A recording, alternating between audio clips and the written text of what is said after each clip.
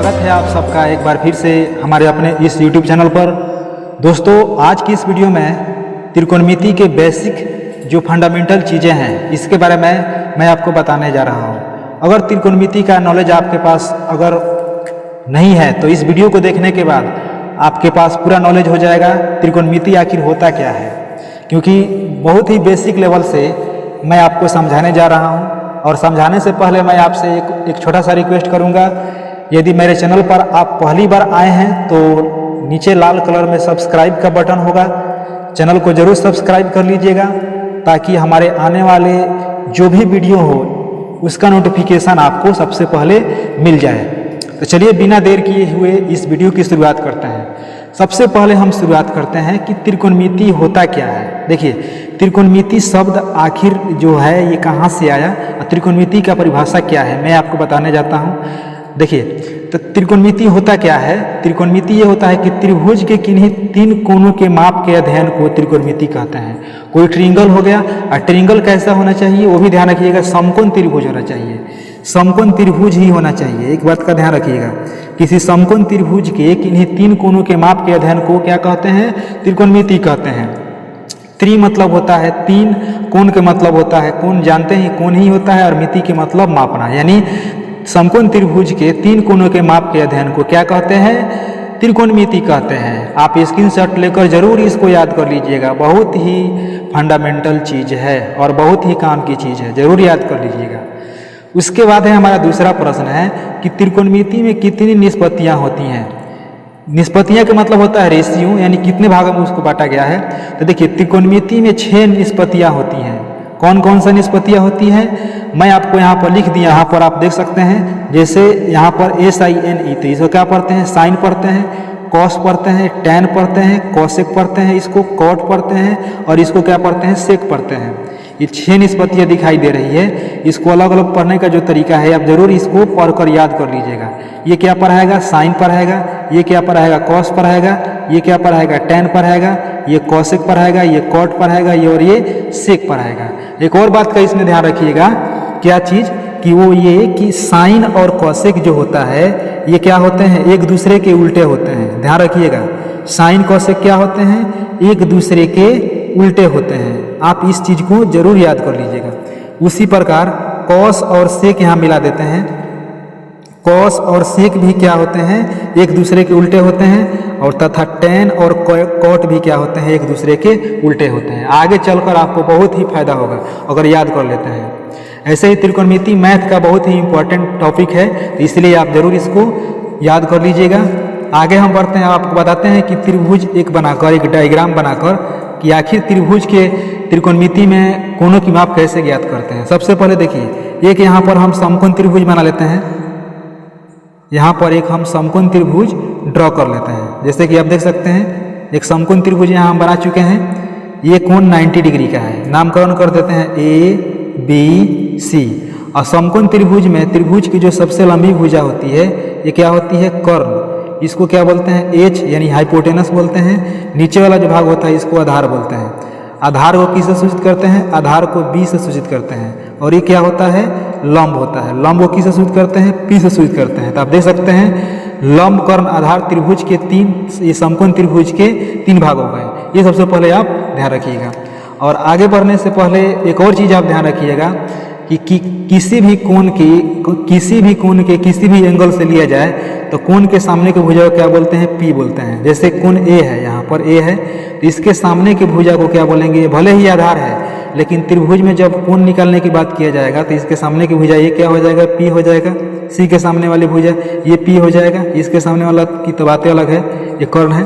चलिए देखते हैं, अब आगे देखिए, समझिए इस त्रिभुज के द्वारा क्या निष्कर्ष निकलता है। देखिए, ये समकोण त्रिभुज में ये पाइथागोरस प्रमेय होता है। पाइथागोरस प्रमेय क्या होता है, देखिए पाइथागोरस का प्रमेय से यहाँ पर लिख देते हैं, पाइथागोरस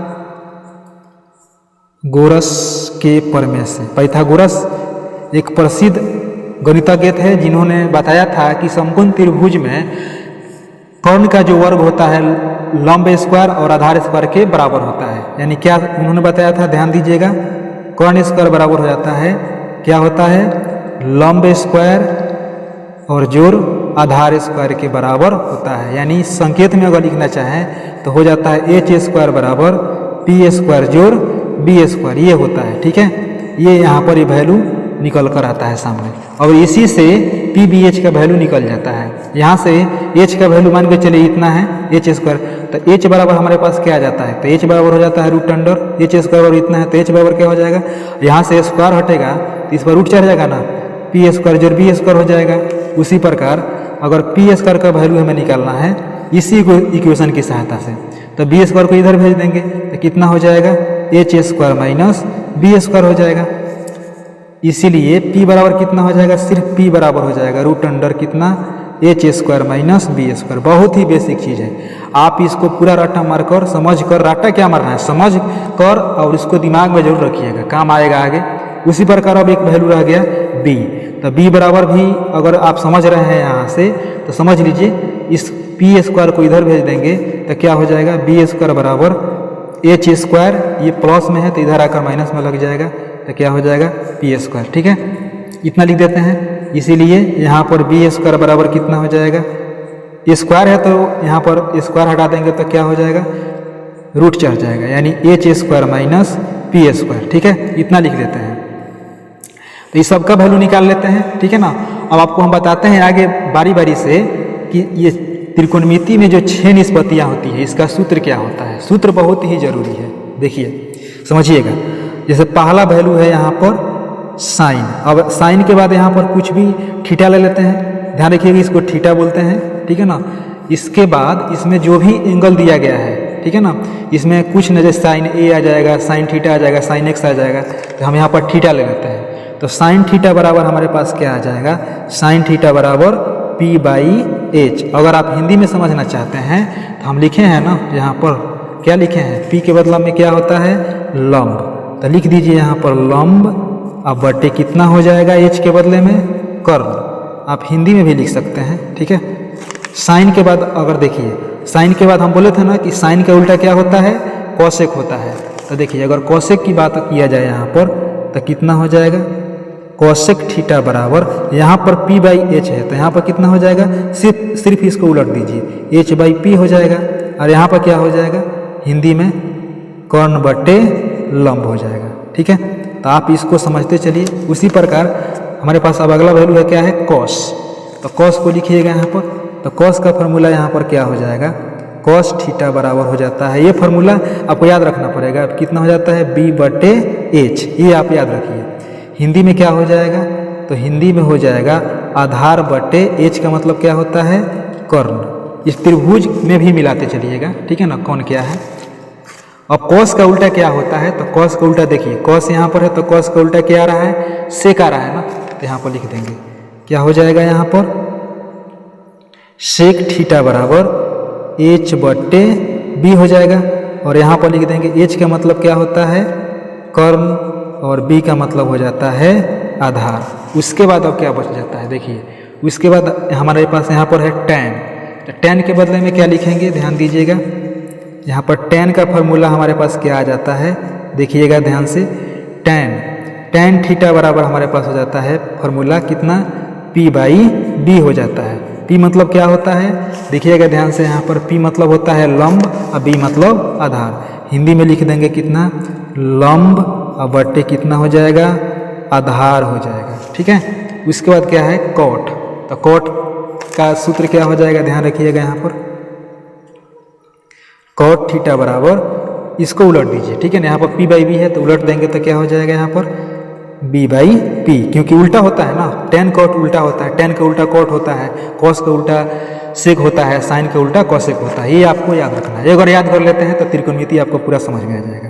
फॉर्मूला देखिए, b का मतलब क्या हो जाता है, b मतलब हो जाता है आधार, अब बटे p मतलब क्या हो जाता है, लंब। ठीक है, इतना लिख लेते हैं। ठीक है, तो ये आप सूत्र को पूरा आप कंठस्थ कर लीजिए, पूरा अपने दिमाग में नोट कर लीजिए, समझ जाइए, ताकि आने वाले जो भी प्रश्न है आपको बनाने समझने में कोई दिक्कत ना हो।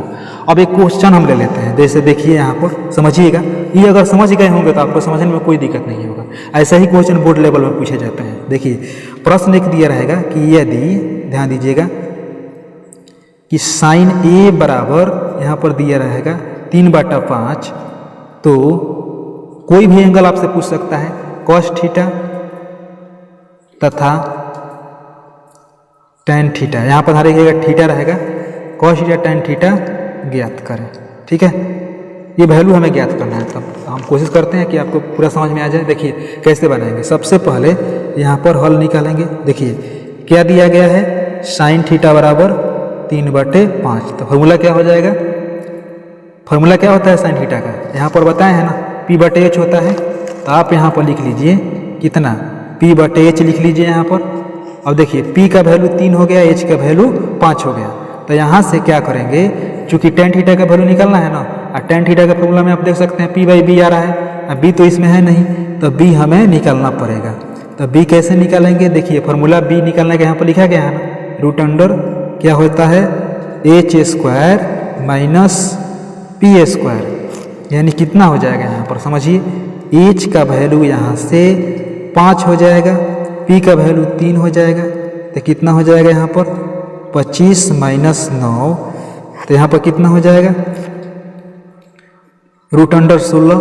तो कितना लिख देंगे इसके बदला में, 16 कितना का वर्गमूल, 16 4 का वर्गमूल होता है ना, रूट अंडर 16 का वर्गमूल 4 होता है। तो ये निकल चुका है B का वैल्यू। इसीलिए अब आपको कॉस थीटा का वैल्यू निकालना है ना, तो कॉस थीटा बराबर क्या होता है फॉर्मूला B/H। तो B का वैल्यू कितना है हमारे पास, ये देख लेते हैं। B का वैल्यू है 4 और H का वैल्यू हमारे पास है पहले से 5। उसी प्रकार टेन थीटा का वैल्यू निकालना है, तो टेन थीटा का फॉर्मूला क्या होता है P/B होता है। तो P का वैल्यू कितना है यहाँ पर, सबसे पहले P/B लिख लेंगे। P का वैल्यू कितना है यहाँ पर देखिएगा ध्यान से, P का वैल्यू है 3 और B का वैल्यू कितना है 4। ठीक है, तो इस प्रकार दोनों वैल्यू हम निकाल चुके हैं। इसी प्रकार परीक्षा में अगर कोई भी वैल्यू आपसे पूछे निकालने के लिए, तो काफ़ी आसानी से आप निकाल सकते हैं ये सारे वैल्यू। तो हमें उम्मीद ही नहीं, पूरा भरोसा है कि आपको ये पूरा वैल्यू समझ में आ गया होगा कि समकोण त्रिभुज में यदि साइन थीटा या कॉस थीटा या टेन थीटा निकालना हो तो कैसे निकाला जाता है। अगर ये वीडियो आपको पसंद आ गया होगा तो इस वीडियो को ज़रूर लाइक कीजिएगा, अपने दोस्तों के पास शेयर कीजिएगा ताकि उनका भी हेल्प मिल सके, और चैनल को ज़रूर सब्सक्राइब कीजिएगा ताकि आने वाले हर वीडियो का नोटिफिकेशन आपको मिलता रहे।